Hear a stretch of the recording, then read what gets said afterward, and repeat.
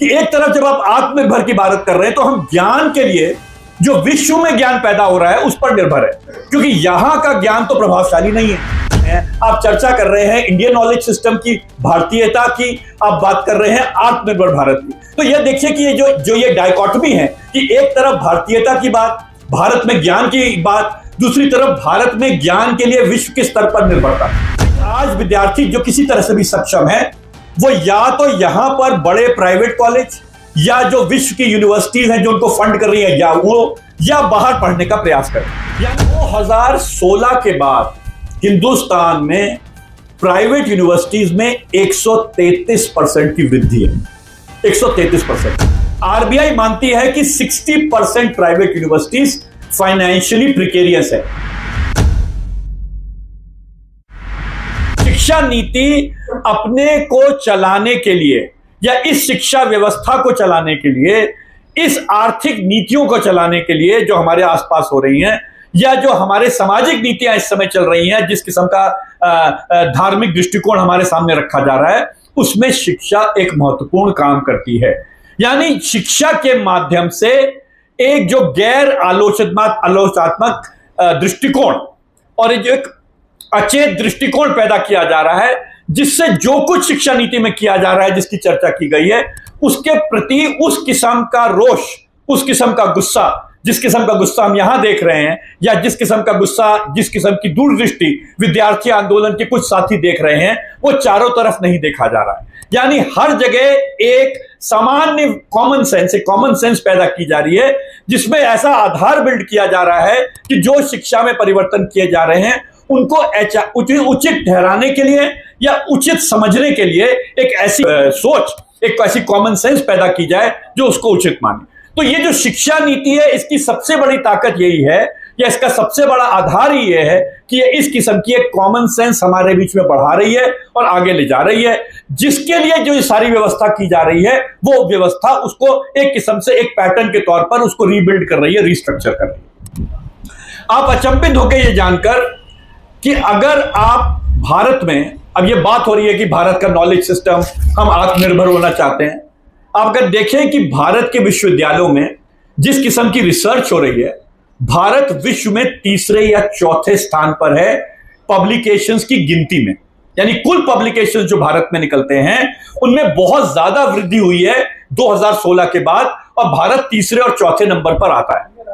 पर उन quality of publication का एक इंडेक्स है, ग्लोबल इंडेक्स है, एच इंडेक्स कहते हैं उसको, और भारत उसमें 19वें नंबर पर है। यानी एक तरफ हमने जो विश्वविद्यालय, जो कॉलेज, जो रिसर्च का दायरे खड़े किए हैं, वो सब एक किस्म का ज्ञान ऐसा पैदा कर रहे हैं जिनकी गिनती बहुत अधिक है, लेकिन वो ज्ञान किसी प्रयोग का नहीं है, किसी प्रभाव का नहीं है। इससे पता लगता है कि हम 19वें नंबर पर हैं। ये क्यों किया गया है या ये क्यों प्राप्त किया गया है कि एक तरफ जब आप आत्मनिर्भर की बात कर रहे हैं तो हम ज्ञान के लिए जो विश्व में ज्ञान पैदा हो रहा है उस पर निर्भर है, क्योंकि यहां का ज्ञान तो प्रभावशाली नहीं है। यहां का ज्ञान तो आंकड़े स्पष्ट कह रहे हैं कि यहां का ज्ञान यहां की समस्याओं को और विश्व की समस्याओं के लिए एक प्रभावशाली सोर्स नहीं है।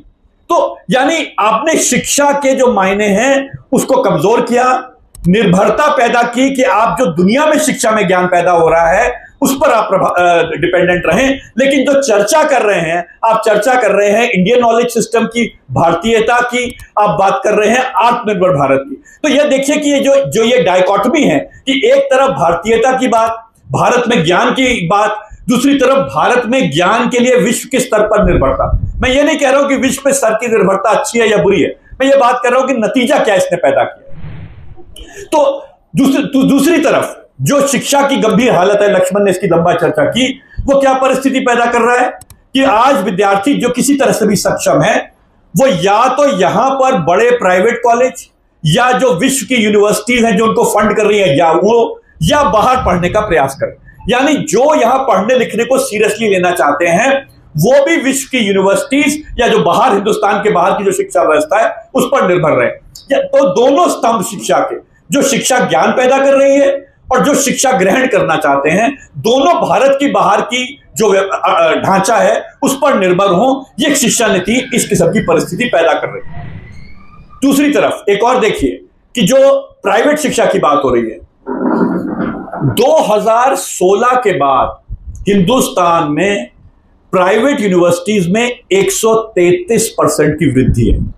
133% की। यूजीसी ने कोई परिवर्तन किया कि कौन सी यूनिवर्सिटी डीम्ड यूनिवर्सिटी होगी? नहीं। उसके क्राइटेरिया में चेंज किया, 10 साल 5 साल को 5 साल में बदला, जो भी है। उसका नतीजा यह हुआ कि बहुत बड़े तौर पर पब्लिक इंस्टीट्यूशंस की केवल 12% की वृद्धि है और प्राइवेट इंस्टीट्यूशंस की 133% की वृद्धि है।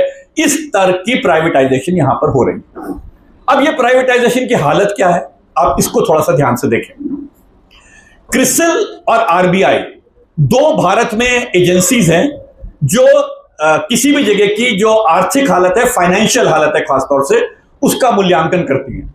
और उन्होंने यह पाया कि जो ये प्राइवेट यूनिवर्सिटीज पैदा की गई हैं, ये प्राइवेट यूनिवर्सिटीज आज आप इसको समझते हैं नॉन परफॉर्मिंग एसेट्स, यानी ये एक ऐसे एसेट हैं जो अपने को फाइनेंशियली नहीं कायम कर सकते। यानी ये अपने को आगे चलाने के लिए जो फाइनेंस है उसके लिए खुद ये कहते हैं कि प्राइवेट शिक्षा सेल्फ फाइनेंसिंग है, ये उससे अपनी फाइनेंसिस को पूरा नहीं कर सकती। आरबीआई मानती है कि 60% प्राइवेट यूनिवर्सिटीज फाइनेंशियली प्रिकेरियस है, यानी वो स्थिति पैदा करेंगी जो जिस किस्म से आपने अगर नॉन बैंकिंग फाइनेंशियल इंस्टीट्यूशन, जिस किस्म का फाइनेंशियल कोलैप्स हाउसिंग बाजार में हुआ था और बाकी जगह हुआ था, शिक्षा के जो इदारे हैं उस कगार पर आज खड़े हैं। आपको यह भी जानकर अचंभित होंगे कि जो प्राइवेट संस्था हैं वो विद्यार्थियों के फीस से फाइनेंशियली डिपेंडेंट नहीं है। वो पता है किस चीज पर डिपेंडेंट है? उसकी 50 या 60% फाइनेंस रियल एस्टेट से आता है और रिटेल ट्रेड से आता है। यानी बड़े बड़े विश्वविद्यालय और ऐसी संस्थाएं जो जमीन और जमीन का व्यापार और जो दुकानें और दुकानों से जो रेंट आता है उसके माध्यम से अपनी संस्थाओं को चला रही हैं, ना कि विद्यार्थियों की फीस से। यानी शिक्षा को एक रूप में ऐसे कन्वर्ट किया गया है कि उसमें पैसे कमाने का जो जरिया है वो शिक्षा के माध्यम से ना आके बाजार में जिस तरह से जमीनों का व्यापार होता है या बाजार में जिस तरह दुकानों और बिजनेस का व्यापार होता है, यानी शिक्षा को एक स्पेकुलेटिव कैरेक्टर, शिक्षा जो है बाजारीकरण से पूरी तरह अंदर से जुड़ी है। ये केवल अपने दृष्टिकोण से नहीं जुड़ी है बल्कि अपने ढांचे से बनी है। ऐसा ढांचा जो प्राइवेट एजुकेशन पेश की जा रही है हमारे आगे, वो तो छोड़े कि वो कौन उसमें पढ़ पाएगा नहीं पढ़ पाएगा, बहुत बातें कही गई हैं। पर मैं ये कह रहा हूं कि वो जो ढांचा खड़ा किया गया है वो एक बबल की तरह है। जो बबल, जिस तरह से फाइनेंशियल मार्केट बबल होता है, हाउसिंग मार्केट बबल होता है, ये बबल की तरह बर्स्ट करने को तैयार है, क्योंकि ये अपनी अंदर की ताकत से अपने को सस्टेन करके आगे नहीं बढ़ा सकती। तो आप देखिए कि जो ये मैं जो कह रहा था कि शिक्षा की जो नीति है जो इतनी असमान है और जो किस किस्म की चुनौतियां हमारे सामने खड़ी कर रही है, वो अपने को सस्टेन किस तरीके से कर रही है, वो शिक्षा के ही अंदर के परिवर्तनों के माध्यम से सस्टेन कर रही है। एक और तीसरा उदाहरण देता हूं, लंबी बात नहीं कहूंगा, बहुत लंबी बात हो रही है यहां पर। अभी सामाजिक सोशल साइंसेस की सरकारी किताबों की जो किताबें रिलीज की गई 6ठी 7वीं 8वीं की, उसमें आपको पता है कि नहीं शायद कि जो भारत के प्रधानमंत्री के आर्थिक सलाहकार हैं, जो चीफ इकोनॉमिक एडवाइजर हैं, वो उस कमेटी के मुख्य अंग है। ये नई है कि जो किताबें लिखी जाएंगी उसमें जो प्रधानमंत्री के आर्थिक सलाहकार हैं वो उस कमेटी के इंपॉर्टेंट मेंबर हैं। और उन्होंने अभी जब ये किताबें रिलीज की गई तो बहुत खुशी जाहिर की, और उनकी खुशी के जो शब्द हैं वो बहुत महत्वपूर्ण हैं, जो हमें देखने चाहिए ध्यान से। तो कोई इसमें कुछ छिपा हुआ नहीं है। तो 6ठी क्लास की जो सामाजिक विज्ञान की किताब थी, उन्होंने कहा कि बहुत अच्छा परिवर्तन किया गया है क्योंकि इसमें 2 पुरानी चीजें छोड़ी गई हैं। क्या क्या 2 पुरानी चीजें छोड़ी गई हैं? एक तो उन्होंने कहा कि जो एक गरीबी का दृष्टिकोण हमारी पुस्तिकाओं में था उससे हम बाहर निकले हैं। दूसरा उन्होंने कहा कि जो उपनिवेशिक सोच थी, जो कॉलोनियल थिंकिंग थी, इससे हम बाहर निकले हैं। तो यानी भारत, ये जो 2 भार हैं, इन भारों से बाहर निकलकर एक नए भारत का निर्माण, जिसकी आप सब रोज चर्चा सुनते हैं, वो इस पुस्तिका में की गई।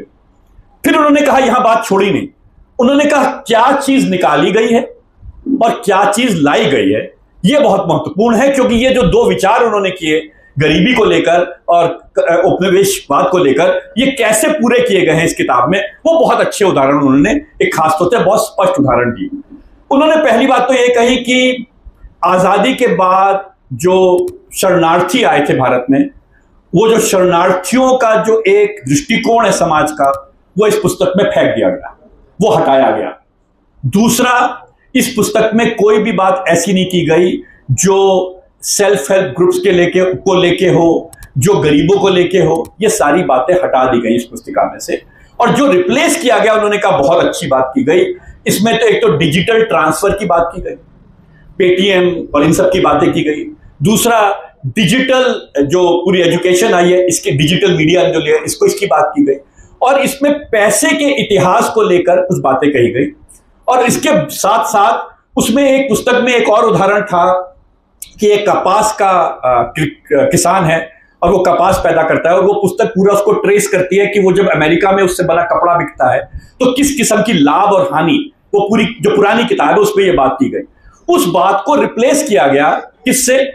पैसे के इतिहास से और सूरत में कपड़े के व्यापार से।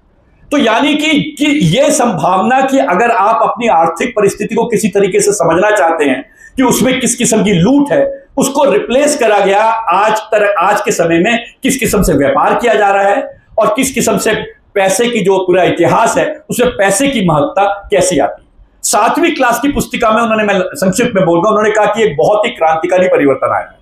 और वो क्रांतिकारी परिवर्तन क्या है? उन्होंने कहा कि आपको ये किताब ये बताती है कि इकोनॉमिक और नॉन इकोनॉमिक, आर्थिक और गैर आर्थिक, जो मनुष्य की आवश्यकताओं की पूर्ति है वो कैसे की जा सकती है। ये जो अंतर है ये पुस्तक में समझाया गया है। और वो समझाने के लिए उन्होंने एक संभावना पैदा की है 7वीं क्लास की किताब में कि अगर आप मनुष्य चाहे तो जो अपनी गैर आर्थिक आवश्यकताएं हैं इसकी पूर्ति धर्म और धार्मिक संस्थाओं से जुड़ के पूरा कर सकता है, समाज से जोड़ने की आवश्यकता नहीं। तो यानी सामाजिक विज्ञान की पुस्तिका ने यह परिस्थिति पैदा कर दी इन दोनों में कि ऐसे लोग पैदा किए जाएं जो अपनी आर्थिक परिस्थिति को ना समझे, उनके संग जो लूट खसोट हो रही है उसको ना समझे, अपने इतिहास को, खास तौर से जो उपनिवेशिक इतिहास है और उसने किस किस्म की चुनौतियां पैदा करी, उसके साथ जोड़ के ना समझ सके।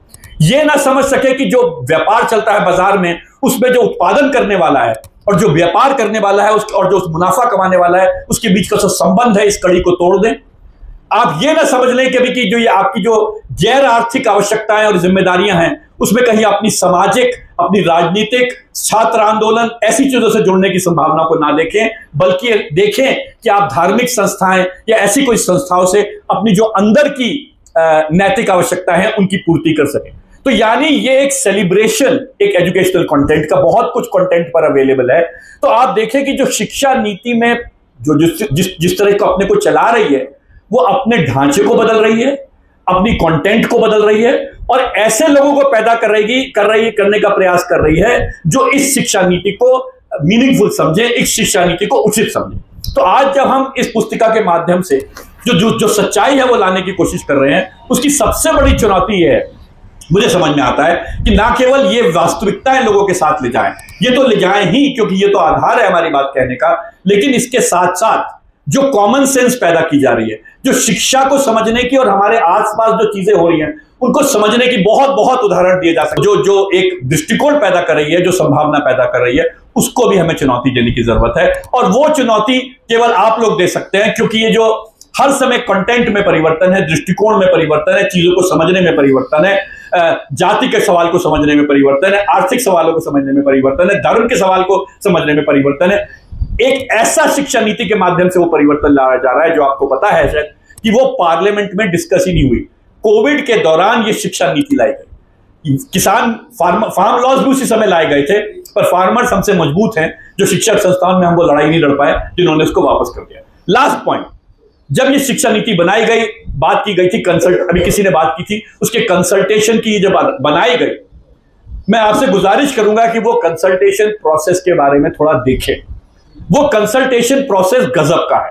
वो क्या किया उसने कि उसने राज्यों से भी एनसीईआरटी जो राज्यों में थे, जो एक्सपर्ट थे, सबसे जानकारी ली। लेकिन जानकारी कैसे ली? Through machine learning. यानी एक क्वेश्चनियर बनाया जिसके अंदर डिजिटली आपको रिस्पॉन्ड करना था उस डिजिटल रिस्पांस को सारे आंकड़ों पे इकट्ठा किया गया, उन आंकड़ों को एक एआई मशीन लर्निंग के माध्यम से इंटरप्रेट किया गया और उसके आधार पर कहा गया कि देखिए हमें यह रिस्पांस मिला है शिक्षा नीति का, इसके आधार पर हम ऐसी ऐसी शिक्षा नीति बताएंगे। यानी शिक्षा नीति एक फेट अकम्पली थी, पहले ही तय किया जा चुका था कि शिक्षा नीति क्या होगी, और जो कंसल्टेटिव प्रोसेस था वो वही प्रोसेस था जिसका नतीजा वही निकलना था जो जिसको इसके पीछे विचार किया जाएगा। और आज आप देखिए जो साथियों ने जेएनयू की बात की, एएमयू की बात की, जामिया की बात की, हर जगह जिस तरह से परिवर्तन किया जा रहा है नियमों में और नीतियों में, वो ऐसा ही है, फेट अकम्पली है कि इंस्टीट्यूशनल प्रोसेस निभाया जा रहा है, लेकिन इंस्टीट्यूशनल प्रोसेस की जो एसेंस है, उसका जो हार्ट है, उसकी जो उसकी रूह है, वो खत्म की जा रही है और उसके माध्यम से सिस्टम को चलाया जा रहा है। तो जो भी परिवर्तन लाया जा रहा है वो एक डिफंक्ट इंस्टीट्यूशनल प्रोसेस के साथ लाया जा रहा है, और इसलिए मुझे लगता है कि जो ये परिवर्तन की यहां बात की है उसमें डॉक्यूमेंट करना चाहिए कि किस तरीके से इंस्टीट्यूशनल टेक ओवर है जिसके माध्यम से डेमोक्रेटिक वॉइस, विद्यार्थियों की वॉइस, आवाज, अध्यापकों की आवाज की संभावना खत्म की गई है। और वो संभावना खत्म की गई है क्योंकि नई शिक्षा नीति, या ये जो शिक्षा नीति है, मैं इसको नई नहीं कहना चाहता, जो शिक्षा नीति चल रही है भारत में, इसका आधार भी उन आवाजों को खत्म करके ही बनाया गया है। इसलिए ये जो संघर्ष है, ये मुझे लगता है कि इसकी जो चुनौती है, इसके पीछे केवल उसके जो आर्थिक मकसद है, उसके जो सामाजिक मकसद है जिसमें इसका जिक्र किया गया, उसकी बात करने की जरूरत है। पर उसको जो रोज के माध्यम से जिस तरह से उसको ताकत दी जा रही है, जो ऊर्जा उसको मिल रही है, वो रोज किस तरीके से उसको ऊर्जा मिल रही है, किन छोटी छोटी चीजों से मिल रही है, उनको पकड़ के उनको भी लोगों के आगे खोलना होगा, तभी हमारा ये कारवां और बड़ा होगा। बहुत बहुत धन्यवाद।